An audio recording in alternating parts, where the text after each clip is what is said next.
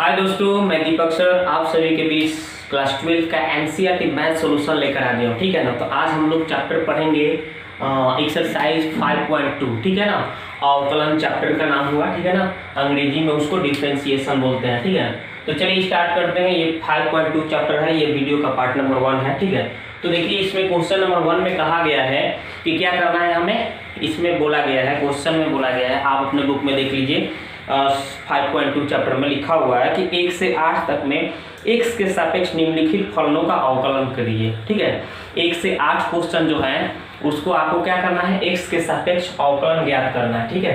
तो चलिए हम इसको पहले ज्ञात करते हैं। तो देखिए क्या करेंगे। क्वेश्चन नंबर 1 हमने ले लिया, तो इसको हम क्या करेंगे, y मान के चलेंगे। y मान लेंगे, क्या लिखा है भाई, साइन x² प्लस 5। ठीक है ना। Sine x² plus 5। ओके। तो ये साइन x² प्लस 5 को हम लोग कैसे निकालेंगे। क्या बोला गया है कि x के सापेक्ष अवकलन ज्ञात करना है। x के सापेक्ष, ठीक है ना, लिख देंगे हम x के सापेक्ष दोनों तरफ क्या करने पर, अवकलन करने पर। ठीक है ना, करने पर। तो देखिए ये हमने लिख दिया। तो यहाँ पे करेंगे तो d यहाँ हो जाएगा dy/dx हो जाएगा। इधर भी करेंगे तो d यहाँ पे लिखा है साइन x² प्लस 5। ठीक है। तो ये हमने कर लिया, बटा में dx लगा दिया। ओके, ये तो हमने क्वेश्चन लिख दिया। अब क्या करना है दोस्तों, इसको देखिए। अब हमें क्या करना है, ये पहले हम साइन का करेंगे। किसका करेंगे, तो पहले हम साइन का करेंगे। तो साइन का क्या हो जाएगा भाई, कॉस हो जाएगा। कॉस कितना है, x² प्लस 5 हमने कर दिया साइन का। ध्यान दीजिए, तो आपको सूत्र बताया गया होगा दोस्तों। क्या सूत्र बताया गया होगा कि साइन का क्या अवकलन होता है। साइन का अवकलन क्या होता है, तो cos x होता है। ये ध्यान में रखना होगा। साइन का क्या होता है, cos x। यहाँ पे x है तो यहाँ पे x होगा। ठीक है ना। तो यहाँ पे देखिए साइन का हमने लिख दिया, अवकलन क्या हो गया, cos। यहाँ पे x के स्थान पे x² प्लस 5 है। x² प्लस 5 है, तो हमें एक बार x² प्लस 5 का भी करना पड़ेगा। इसका तो हो गया। अब हमें किसका करना होगा, x² प्लस 5 का। तो अब इसका करिएगा तो क्या हो जाएगा, देखिए ध्यान दीजिए। तो यहाँ पे x² का करिएगा तो x² का हो जाएगा 2x। ठीक है। कितना हो जाएगा, 2x। और प्लस 5 है ना, 5 कांस्टेंट है, उसका क्या हो जाएगा, 0 हो जाएगा। उसका क्या हो जाएगा, 0 हो जाएगा। ठीक है। तो यहाँ पे ध्यान दीजिए कितना आ गया। तो यहाँ पे 2x में 0 से करेंगे तो 2x ही रहेगा ना। यहाँ पे 2x हो गया, पहले लिख दीजिए। और यहाँ पे क्या हो गया दोस्तों, cos x² प्लस 5 हो गया ना। तो इसका आंसर यही हो गया। फिर से एक बार हम समझा देते हैं, ध्यान दीजिए। साइन का हमने पहले कर दिया था cos, और x के स्थान पे जो भी है वो हमने लिख दिया। ओके, ये तो हो गया। ये वाकई में x नहीं है। ये क्या है भाई, ये देखिए यहाँ पे ये x नहीं है, ये x² प्लस 5 है। अगर x रहता तो x का अवकलन कितना हो जाता है, x का अवकलन 1 हो जाता है, उतना ही रह जाता। लेकिन x नहीं होने के कारण इसको एक बार करना पड़ेगा। इसका भी अवकलन करिएगा तो यहाँ पे x² प्लस 5 का आपको अवकलन करना पड़ेगा। तो x² का करिएगा तो देखिए x² का करिएगा अवकलन, तो एक फॉर्मूला होता है, क्या होता है, x के पावर n होता है। x के पावर n, तो x के पावर n में क्या होता है, n को पहले लिख देते हैं और x और n माइनस 1 लिख देते हैं। यानी कहने का मतलब है कि जो पावर होता है उसको पहले लिख देते हैं और x लिखकर उसके पावर में से कम कर देते हैं। तो यहाँ पे पावर कितना है, 2 तो पहले लिख दिया हूँ, और उसके पावर में से 1 कम करूंगा, 1 आएगा। लिखिए चाहे ना लिखिए, 1 लिखने से कोई फर्क नहीं पड़ता है। प्लस है तो प्लस। ये 5 क्या है, कांस्टेंट है। कोई भी कांस्टेंट होगा उसका अवकलन क्या होता है, कांस्टेंट का अवकलन याद रखिएगा दोस्तों 0 होता है। कांस्टेंट का अवकलन 0, समझ गए। तो ये तो हमने कुछ सूत्र इधर लिखा है, ये हमारा इसका आंसर हो गया। तो ये भी देखिए साइन का क्या हो गया, cos, और जो भी थीटा के रूप में है थीटा के रूप में हमने लिख दिया। और इसका थीटा के रूप में x नहीं होने के कारण उसका भी एक बार अवकलन करना पड़ेगा, गुना में लिखाता है। ठीक है ना। जितना भी फलन होगा गुना के रूप में लिखते चले जाएंगे। इसको हम लोग चेन रूल बोलते हैं। ठीक है ना। चेन रूल, इस तरह से गुना होते चल जाएगा। ठीक है ना, चेन रूल उसके हिसाब से। तो पहले मैंने इसका कर दिया अवकलन, फिर इसका किया यहाँ पे चेन रूल के हिसाब से। और अगर कोई फलन रहता तो और गुना में करके लिखते जाते। ओके, समझ गए होंगे। तो इस तरह से हमने इसको बना दिया। तो यहाँ पे 2x में 0 जोड़िएगा 2 हो जाएगा, 2x हो जाएगा। तो 2x को पहले लिख दिया, ये जैसे है उससे छोड़ दिया। तो इसका आंसर यही हो गया दोस्तों। ठीक है। चलिए अब नेक्स्ट सवाल देखते हैं। तो ये हमने कुछ सूत्र लिख दिया है। चलिए इसका आंसर यही हो गया। आप इसको राइट डाउन कर सकते हैं या स्क्रीनशॉट ले सकते हैं। चलिए नेक्स्ट क्वेश्चन को देखते हैं। चलिए क्वेश्चन नंबर 2 क्या बोला जा रहा है उसको देखते हैं। क्वेश्चन नंबर 2 देखिए क्वेश्चन नंबर 2 क्या बोला गया है, कॉस इंटू साइन एक्स। कैसे लिखा है भाई, cos into sine x, cos into sine x. ठीक है, इसको हल करिए तो इसको आप y मान के चलिए। क्या लिखा है, कॉस इंटू साइन एक्स। ठीक है, अब यहाँ पे x के सापेक्ष दोनों तरफ क्या करना है मेरे को, अवकलन ज्ञात करना है। x के सापेक्ष दोनों तरफ अवकलन ज्ञात करने पर अब देखिए यहाँ पे क्या करेंगे, तो जब अवकलन करेंगे तो dy बाई dx हो जाएगा, और इधर भी dy बाई dx लगाएंगे हम। किसमें, ये जो फलन है कॉस इंटू क्या लिखा है भाई, साइन एक्स लिखा है। ठीक है, तो हमने लिख दिया। तो पहले कॉस का करिएगा, कॉस का क्या होता है, यहाँ पे सूत्र लिख देता हूँ। कॉस का अवकलन क्या होता है सूत्र, तो कॉस का माइनस साइन एक्स होता है। ये आपको सूत्र याद करना पड़ेगा, ठीक है ना, हम लिखवा दिए हैं। तो देखिए, तो कॉस का हो जाएगा माइनस साइन, और एक्स के रूप में क्या है भाई, साइन एक्स है, तो साइन एक्स लिख देंगे। हमने क्या किया, तो पहले कॉस का कर दिया, तो कॉस का होता है माइनस साइन एक्स, तो वही लिख दिया माइनस साइन, और एक्स के रूप में जो भी है ये लिख दिया। अब ये एक्स थोड़ी ना है, ये तो साइन एक्स है भाई, तो साइन एक्स का भी एक बार करना पड़ेगा। तो अभी ना थोड़ी देर पहले बताया था कि साइन एक्स का क्या होता है अवकलन। देखिए यहाँ पे लिख देता हूँ, साइन एक्स का अवकलन होता है दोस्तों कॉस एक्स होता है। क्या होता है, कॉस एक्स होता है, ये भी जान लीजिए। तो हम इसका क्या लिखेंगे, साइन का क्या लिख देंगे, कॉस एक्स लिख देंगे। क्या लिख देंगे, तो cos x लिख देंगे यहाँ पे, ठीक है ना। साइन देखिए cos का किए तो माइनस साइन x के रूप में जो भी रहने दिए, फिर cos साइन का करेंगे तो क्या हो जाएगा भाई, cos x हो जाएगा। तो यहाँ पे क्या आ गया, इसको चाहेंगे तो आप पहले लिख सकते हैं, ये पहले माइनस है, ये पहले हम लिख देते हैं cos x इंटू क्या है भाई, साइन, और पोस्ट में क्या लिखा है, साइन x। ठीक है, तो इसका राइट आंसर यही हो गया, ठीक है ना। और ये थोड़ा सा सूत्र जो मैं लिखते चल रहा हूँ इसको राइट डाउन करके उसको याद करते चलिएगा, ठीक है, पहले भी मैं लिखवा चुका हूँ। तो इसका यही आंसर हो गया। क्वेश्चन नंबर 3 देखते हैं, चलिए इसको मिटाते हैं।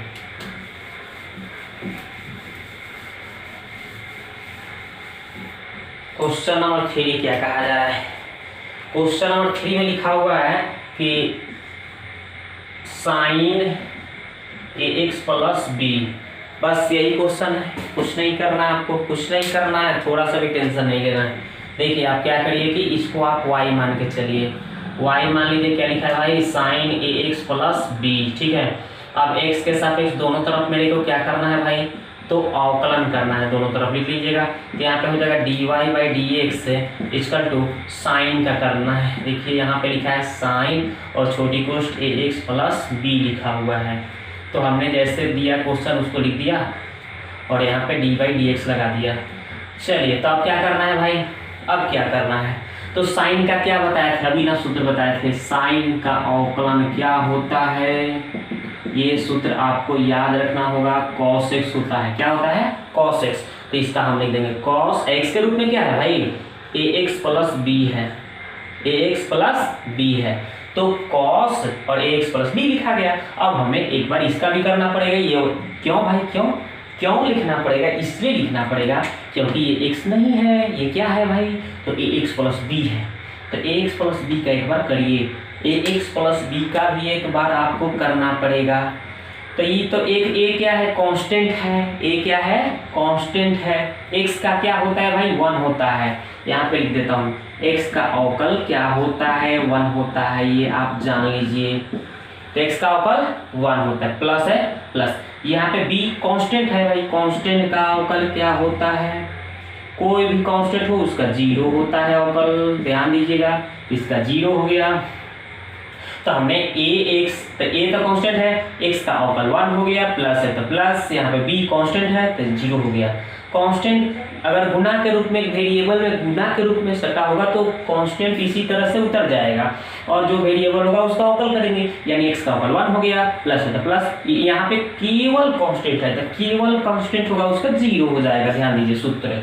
अब यहाँ पे थोड़ा सा बढ़ जाइए, तो यहाँ पे a में 1 से करिएगा a हो जाएगा, तो a पहले हम गुना में लिख देते हैं और यहाँ पे जो भी है लिख देते हैं ax प्लस b, तेरी इसका राइट आंसर हो गया। क्लियर, ठीक है, तो समझ गए होंगे कि इसका आंसर कैसे आया।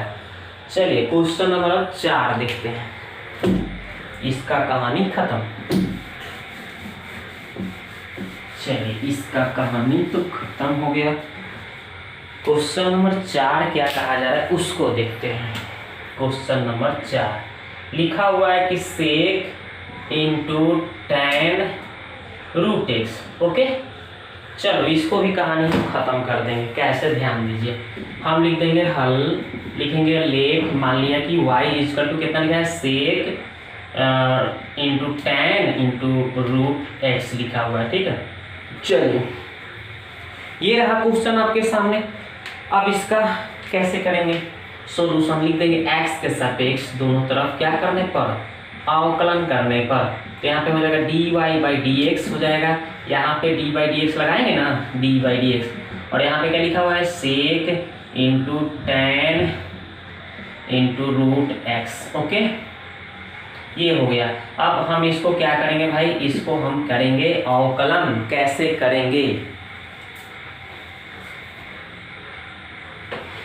तो कैसे करेंगे, तो हमें कुछ नहीं करना है। देखिए कैसे करेंगे, इसमें कितने फलन है भाई, कितने फलन है, 3 ठो, 1 2 3, 3 फलन है तो 3 बार गुना में होगा। चेन रूल बताया ना भाई, चेन रूल, चैन की तरह गुना होके चल जाएगा। ठीक है ना, चलिए देखते हैं।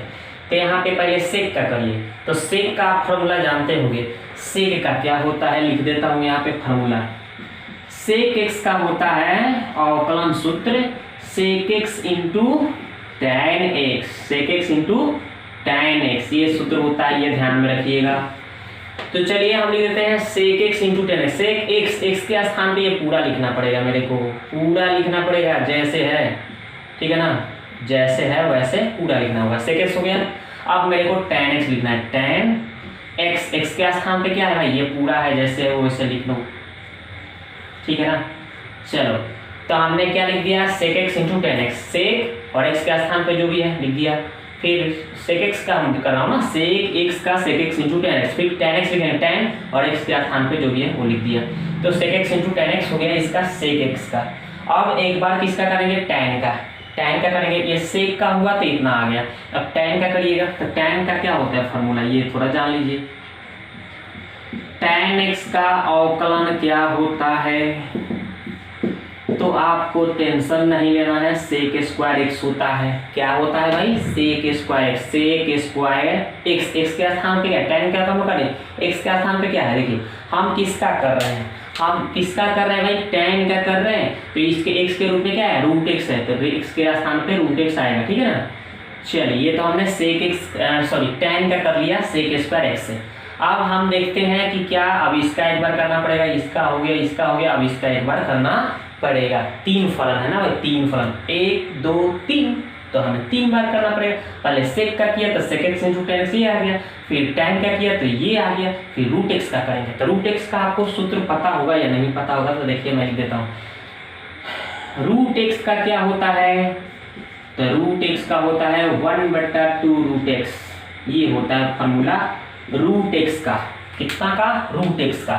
तो लिख दीजिए यहाँ पे 1/2 रूट एक्स। हो गया इसका कहानी खत्म। अब थोड़ा सा इसको सजा लिया जाए, तो नीचे बटा में है आपका 2 रूट एक्स लिख दीजिए, और ये सब ऊपर गुना में हो जाएंगे। ठीक है, तो हम थोड़ा सा जाके लिख देते हैं, या तो आप इसको पहले लिख दीजिए चाहे इसको ऐसे ही जाने दीजिए। चलिए लिख दीजिए सेक लिखा हुआ है tan रूट अंडर एक्स, फिर लिखा है tan, इसको लिख दीजिए क्या लिखा हुआ है, tan इंटू रूट एक्स। ठीक है ना, फिर लिखा है सेक स्क्वायर, क्या लिखा है, रूट एक्स। तो यही इसका आंसर हो गया, यही इसका आंसर। ठीक है ना, तो ये सब सूत्र, तमाम सूत्र इस दिमाग में सेट करके रखना होगा, तभी आप इसको बना पाएंगे आसानी से। ठीक है, और ये इस तरह से अगर फलन रहेंगे, जितने भी फलन होंगे उसको गुना के रूप में चेन रूल की तरह सजाते जाएंगे और उसका अवकलन करते जाएंगे, आंसर आपके सामने हाजिर हो जाएगा। ठीक है, चलिए नेक्स्ट सवाल को देखते हैं।